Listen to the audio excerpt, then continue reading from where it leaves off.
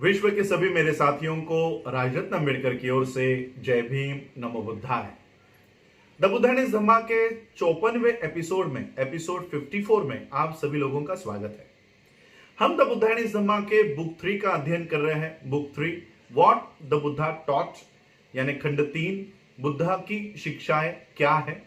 इस बुक 3 के हम पार्ट 4 को देख रहे हैं। पार्ट 4 व्हाट इज नॉट धम्म, धम्म क्या नहीं है। और इस पाठ के आज हम 7वें चैप्टर को देखने जा रहे हैं। इस चैप्टर का नाम है reading books of Dhamma is not धम्म।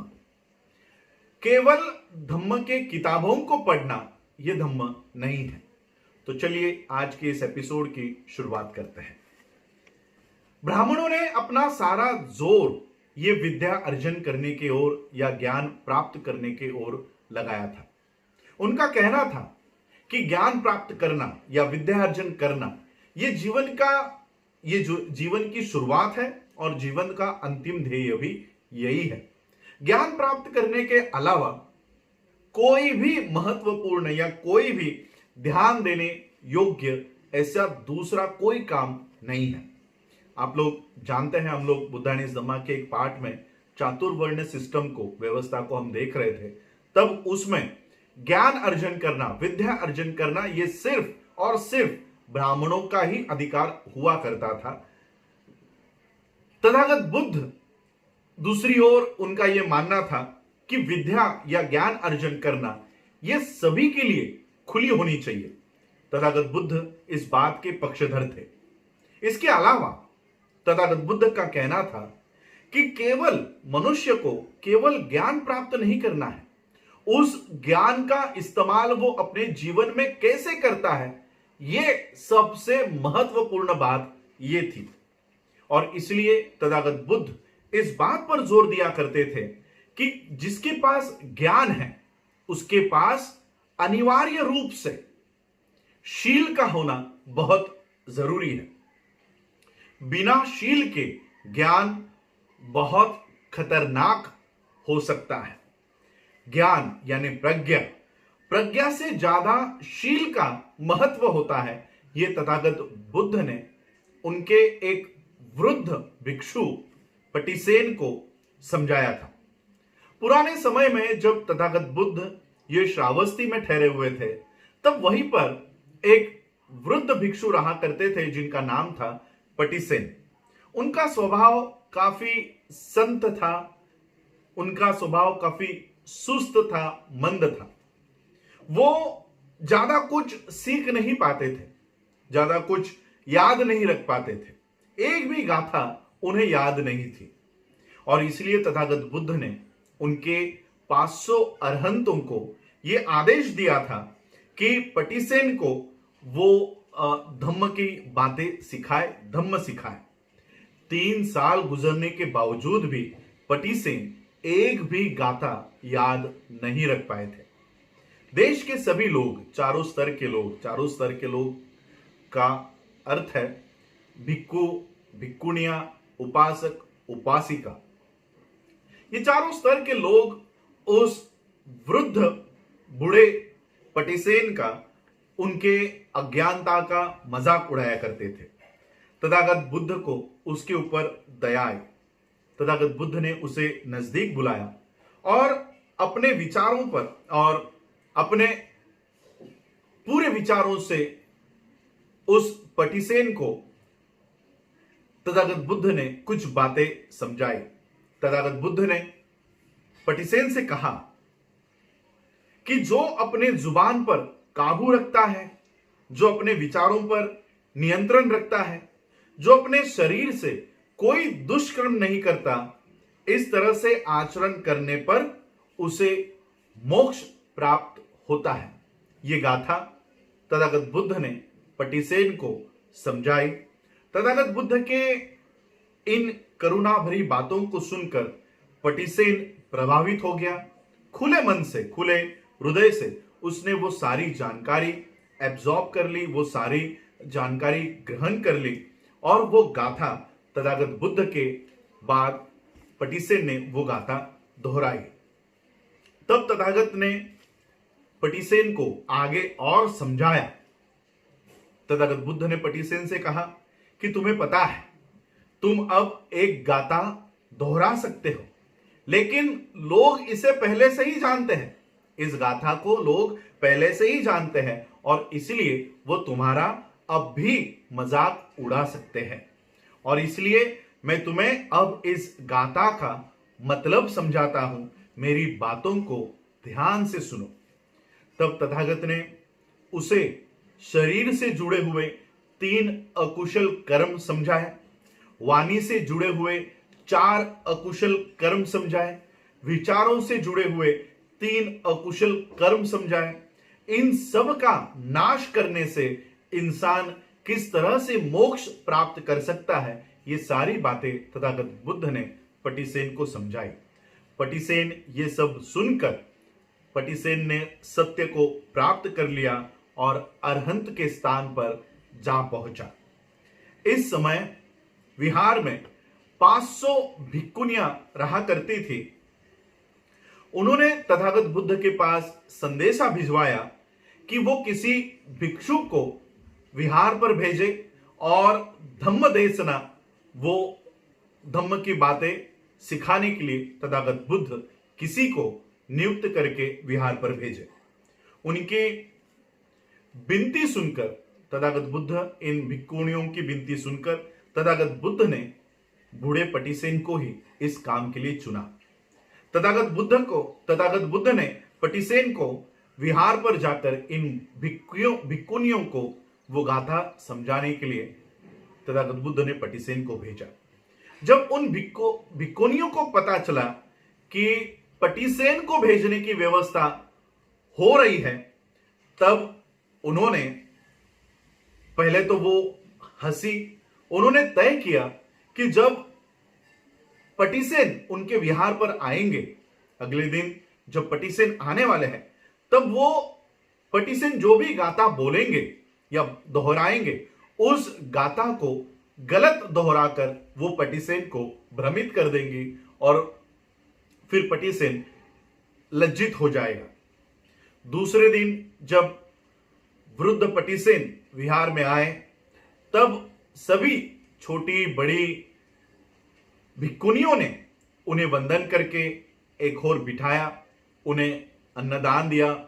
भोजन ग्रहण कर चुकने के बाद, हाथ धो चुकने के बाद, उन भिक्षुणियों ने पटिसेन से धम्म देशना देने का आग्रह किया और फिर पटिसेन अपने आसन पर बैठकर पटिसेन ने अपनी धम्म देशना की शुरुआत की। पटिसेन ने कहा कि बहनों, मेरी योग्यता या मेरी कौशल्य इस धम्म के बारे में बहुत ही छोटी है। मेरी योग्यता बहुत छोटी है, मेरी विज्ञा बहुत ही कम है। मैं केवल एक ही गाथा जानता हूं, मैं उसे दोहराता हूं और उसका मतलब आप लोगों को समझाता हूं, उसे ध्यान से सुनो।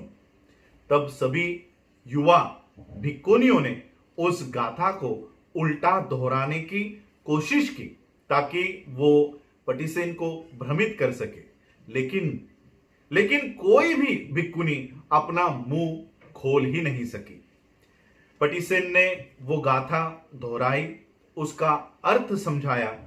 जैसा तथागत बुद्ध ने पटिसेन को समझाया था, ठीक उसी तरह से पटिसेन ने ये अर्थ, ये इसका मतलब उन भिक्षुणियों को समझाया।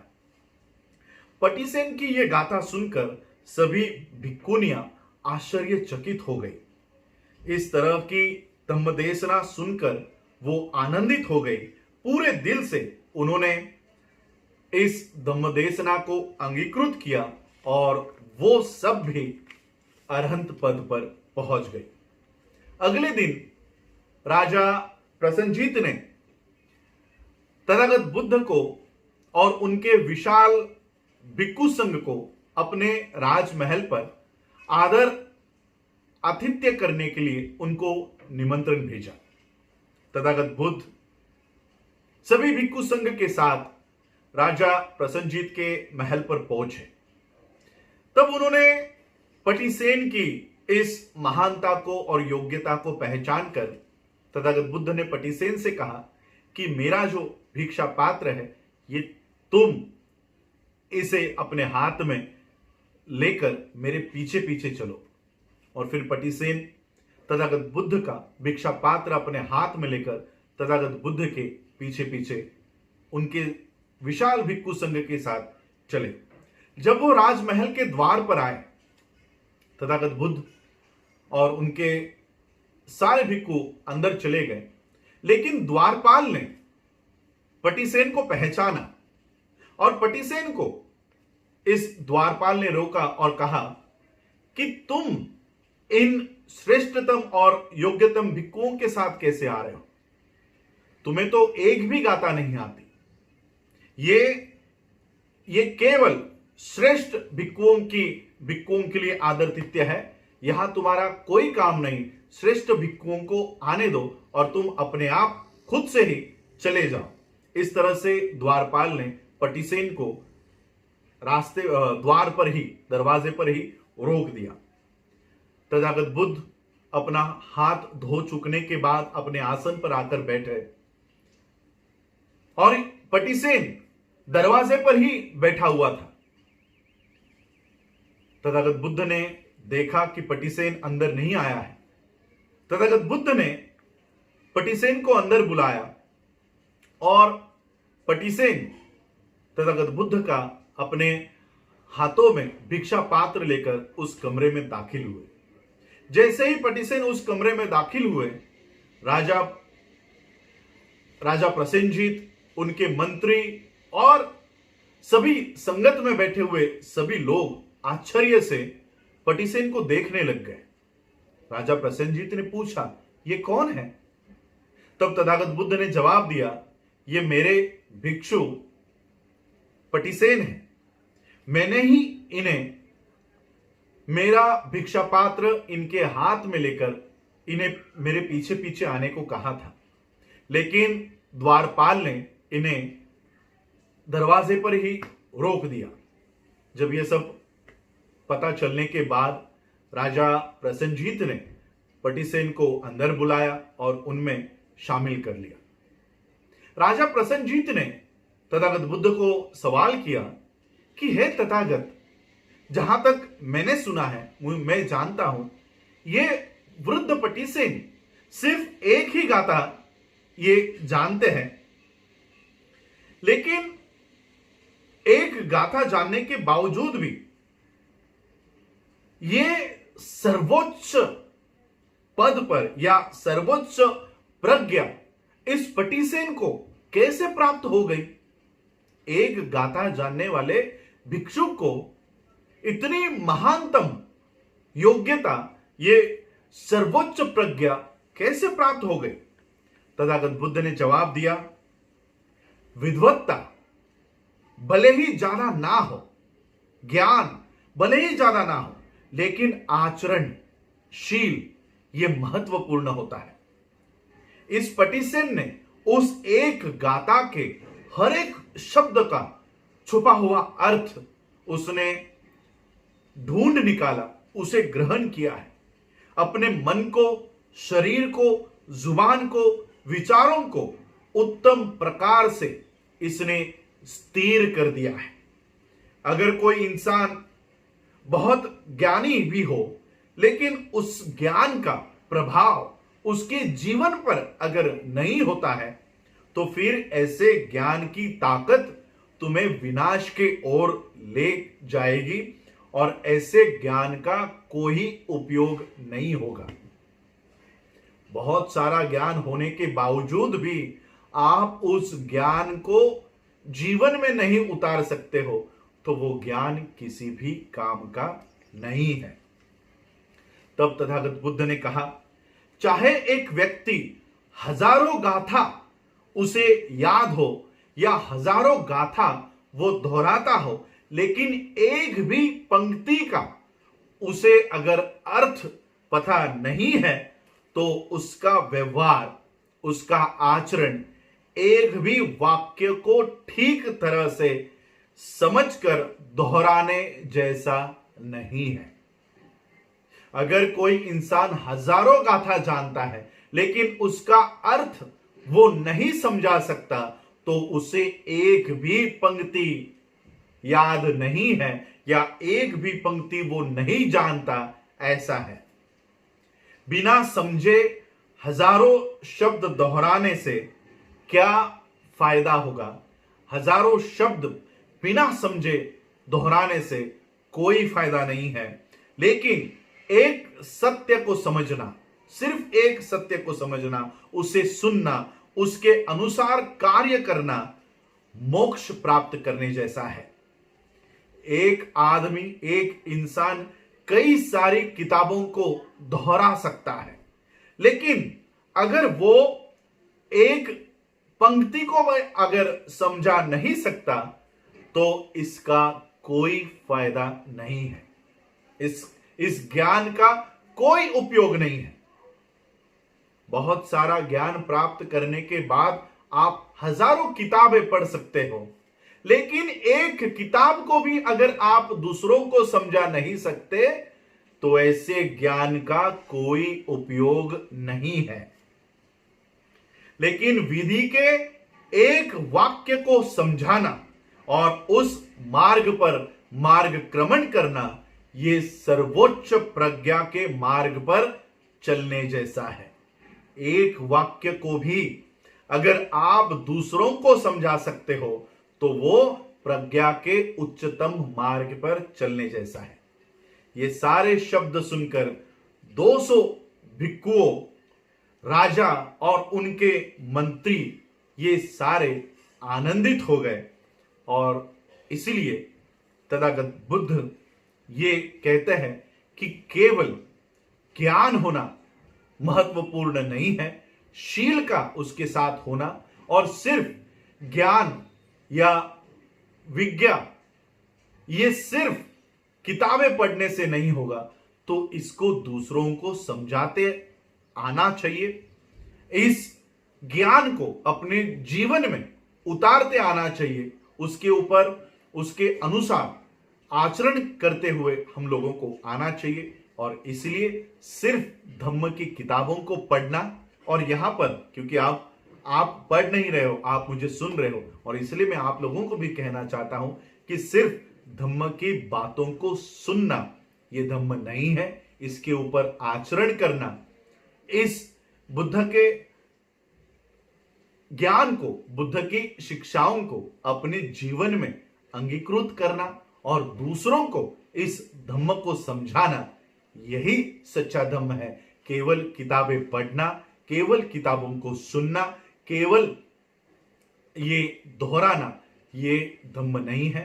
तो उसके अनुसार आचरण करना और अपने जीवन को धम्म में ढालना, यही धम्म है।